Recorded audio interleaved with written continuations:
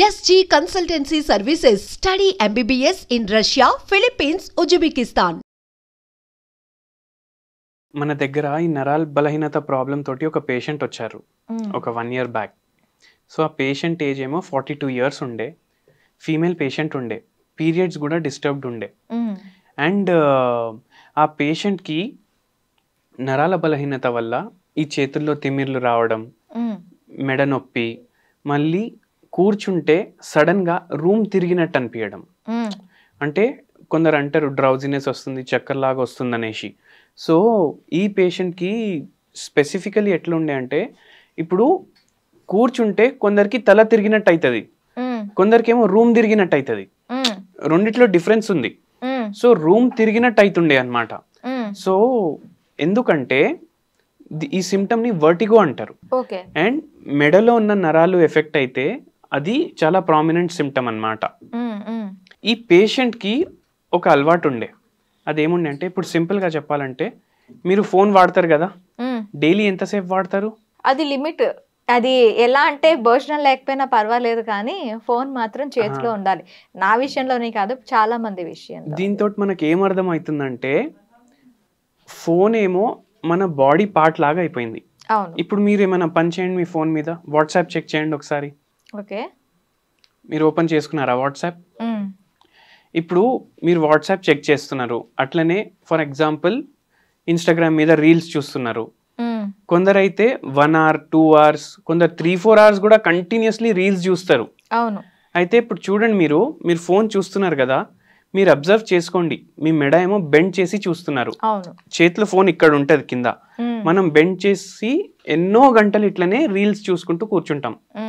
So ఇక్కడ మనకేం తెలుస్తుందంటే, మన మెడ పొజిషన్ ఎట్లయితే ఉండాలి అట్లా ఉండలేదు, అది మనం బెండ్ చేస్తున్నాం అట్ ఎ సర్టెన్ యాంగిల్. కానీ ఒక దాంట్లో చూసుకుంటే మన మెడ, వీపు, నడుము అన్నీ ఒక స్ట్రేట్ లైన్లో ఉండాలి.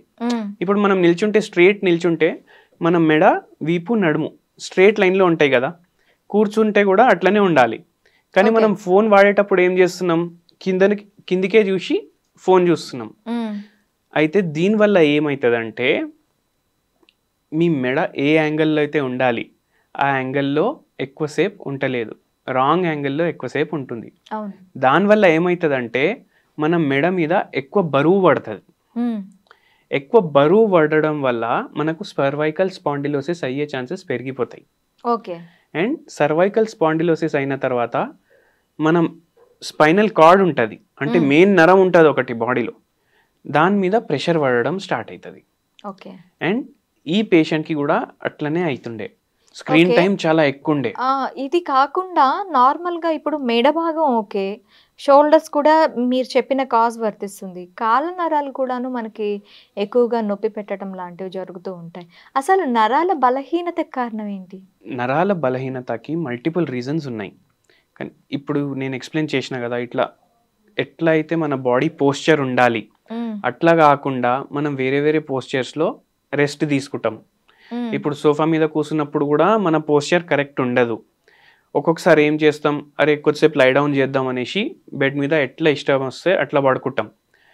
ఇక్కడ ఏమవుతుంది, మెడ, వీపు, నడుము ఒకటి ఎట్లయితే దాని పోస్చర్ ఉండాలి అట్లా ఉండలేదు. దానివల్ల నడుము కూడా ఎఫెక్ట్ అవుతుంది. దాంతో కాళ్ళు లాగడం, కాళ్ళల్లో తిమ్మిర్లు, మంటలు ఇవన్నీ కూడా స్టార్ట్ అవుతాయి. ఇట్లా మెల్లిమెల్లిగా పెరిగి పెరిగి పెరిగి బాడీలో స్ట్రక్చరల్ చేంజెస్ కూడా రావడం స్టార్ట్ అయిపోతాయి. అందువల్ల కొందరికి చేతులు ఎఫెక్ట్ అవుతాయి, కొందరికి కాళ్ళు ఎఫెక్ట్ అవుతాయి, కొందరికి చక్కర్లు వస్తాయి. ఇట్లా ఈ పేషెంట్కి కూడా అట్లనే ఉండే అనమాట. అయితే మనం పోస్చరల్ కరెక్షన్ చూపించినాము, ప్లస్ హోమియోపతి మెడిసిన్స్ ఇచ్చినాము.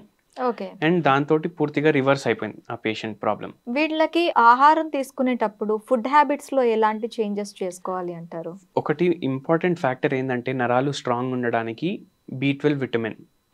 So vitamin B12 rich foods consume చేస్తే నరాల బలహీనత ఏమో చాలా వరకు నయం అయిపోతుంది. మనకి B12 అంటేనే మనకి రెడ్ మీట్, లేదు అంటే ఎక్కువగా మనకి మీట్‌లోనే ఎక్కువగా దొరుకుతుంది.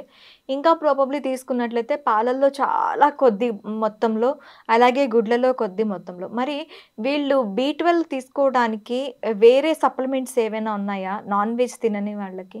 నాన్ వెజ్ తినని వాళ్ళకు చూడండి, ఇప్పుడు మీరు చెప్పినట్టు పాల్లో కొంచెం ఉంటది. అండ్ వెజిటేరియన్ స్పెషలీ ఇప్పుడు వాళ్ళైతే రెడ్ మీట్ తినలేరు. సో వాళ్ళు ఏం చేయొచ్చు అంటే యానిమల్ ప్రోడక్ట్స్ ఉండాలి కానీ వెజిటేరియన్ కింద రావాలి. సో మిల్క్ మనకు ప్రైమరీ సోర్స్. అవును. మనం మిల్క్ కన్జంప్షన్ ఎంత పెంచుతాము? పెంచలేము. అండ్ నాన్ వెజ్ కూడా తినేవాళ్ళు ఒకవేళ ఎక్కువ నాన్ వెజ్ తింటే దానివల్ల కొలెస్ట్రాల్ పెరిగిపోవడం, మళ్ళీ హార్ట్ ప్రాబ్లమ్ స్టార్ట్ అవ్వడం, డయాబెటీస్ అవ్వడం, ఇవన్నీ కూడా వస్తాయి. అయితే ఏం చేయొచ్చు అంటే ఇప్పుడు మిల్క్తో డిరైవ్ అయిన ప్రోడక్ట్స్ ఏమేమి ఉంటాయి మనకు? పెరుగు ఉంటుంది, పెరుగు, పనీర్ ఉంటుంది, చీజ్ ఉంటుంది. అయితే ఇవన్నీ వాళ్ళు డయట్లో ఇన్కల్కేట్ చేసుకోవాలి. ఓకే. చీజ్లో ఉన్న ప్రాబ్లం ఏంటంటే మళ్ళీ కొలెస్ట్రాల్ పెరుగుతుంది ఒకవేళ ఎక్కువ తీసుకుంటే. అండ్ చీజ్లో సాల్ట్ కూడా యాడ్ చేస్తారు. అవును. సో అన్సాల్టెడ్ చీజ్ ప్రిఫర్ చేయాలి. మనం కుకింగ్ చేసుకునేటప్పుడు నెయ్యి ఉంటుంది కదా, నెయ్యి ప్రిఫర్ చేయాలి. దాంతోపాటు పనీర్ డైలీ డ్రై రోస్ట్ చేసుకోవచ్చు 50 grams వరకు. అంటే పనీర్ ఏం చేయాలంటే ఒక ప్యాన్ తీసుకొని without oil only cubes cut చేసుకొని డ్రై రోస్ట్ చేసుకోవాలి. డ్రై రోస్ట్ చేసి దాని మీద కొంచెం మిరియాలు యాడ్ చేయాలి, మిరియాల పౌడర్. అది యాడ్ చేసి మీకు టేస్ట్ కోసం కొద్దిగా సాల్ట్ యాడ్ చేయండి. అది డైలీ కన్జ్యూమ్ చేయడం వల్ల మీకు B12 డెఫిషియన్సీ కూడా రిస్టోర్ అవుతుంది. అయితే B12 డెఫిషియన్సీ మనకు తగ్గింది, B12 కరెక్ట్గా ఉందంటే మన నరాలు కూడా రిపేర్ అవ్వడం స్టార్ట్ అవుతాయి. అండ్ దానికోసం కూడా మనం హోమియోపతి మెడిసిన్స్ ఇస్తాం తొందరగా రిపేర్ అవ్వడానికి. సో ఇట్లా నరాల బలహీనత ప్రాబ్లం మీరు సాల్వ్ చేసుకోవచ్చు. ఇంకా అంటే కొంతమందికి నరాల బలహీనత ఉన్నది అని కూడా తెలియదు. వాళ్ళకి సిమ్టమ్స్ ఎలా ఉంటాయి సార్? నరాలు బలహీనత అంటే నరాలు ఎఫెక్ట్ అవ్వడం. సో మన బాడీ ప్రతి పార్ట్ లో నరాలు ఉంటాయి. మెడలో ఉంటాయి, వీపులో ఉంటాయి, చేతుల్లో ఉంటాయి, కాళ్ళలో ఉంటాయి. మన బాడీ ఫంక్షన్ ఏదైతే జరుగుతుంది ఆ ఫంక్షన్స్ కి నరాలు ఒక బిగ్ రోల్ ప్లే చేస్తాయి.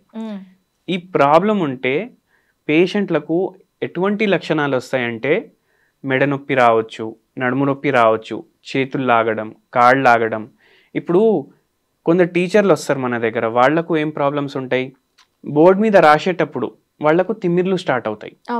దీంతో మనం ఏం అర్థం చేసుకోవచ్చు అంటే మెడలో ప్రాబ్లమ్స్ ఉంటే చేతుల్లో తిమ్మిర్లు వస్తాయి. కొందరికి నిల్చునేటప్పుడు, ఇప్పుడు స్టాండింగ్ జాబ్స్ కూడా చేస్తారు కొందరు. ఇప్పుడు టీచర్సే ఫర్ ఎగ్జాంపుల్ 7 periods అట్లా నిల్చొని పాఠాలు చెప్తారు.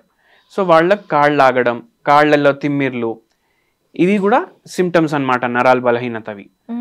అండ్ దాని తర్వాత నిద్ర సరిగా రాకపోవడం, చక్కర్లు రావడం, మన జీర్ణ వ్యవస్థ సరిగా ఉండకపోవడం, ఇవన్నీ లక్షణాలు.